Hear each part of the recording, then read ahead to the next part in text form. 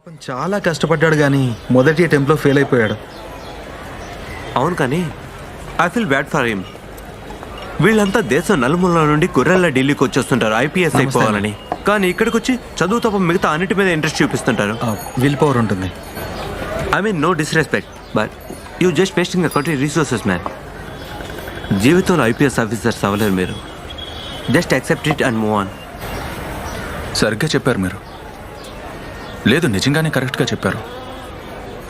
గొర్రెల మందలాగా ట్రైనుల్లో బస్సుల్లో ఎక్కి పొలోమని వచ్చేస్తూ ఉంటారు.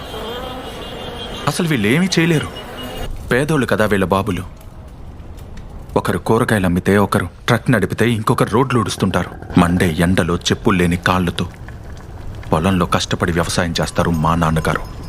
వాళ్ళు తమ పిల్లల్ని మీ బాబుల్లా ఖరీదైన స్కూల్లో కాలేజీల్లో చదివించలేరు. వాళ్ళకి డబ్బులు కట్టి కోచింగ్ ఇప్పించేంత స్తోమత ఉండదు. కానీ మీకు తెలుసా, వాళ్ళెప్పుడు ఒట్టి చేతులతో రారు. ఏదో ఒకరోజు ఐఏఎస్ ఐపీఎస్ అవుతామనే దృఢమైన లక్ష్యంతోనే వస్తారు.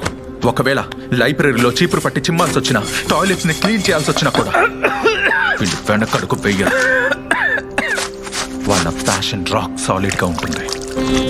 వాళ్ళకున్న ఆ ప్యాషన్ ఖరీదైన స్కూల్లోనో కాలేజీలోనో పైసలు పెడితే రాదు. హిందుస్థాన్లోని కోట్ల మంది పెట్టుకున్న నమ్మకం నుండి వస్తుంది. ఆ నమ్మకమే వాళ్ళ సంపాదన. గెలుపోవటంలో వస్తూ పోతూ ఉంటాయి నావెల్ బాబు. కానీ ఏదో ఒకరోజు మాలో ఏ ఒక్కరికి విజయం దక్కినా అది హిందుస్థాన్లోని మీరన్న ఎన్నో గొర్రెల మందలకి వెళ్ళిపోతుంది.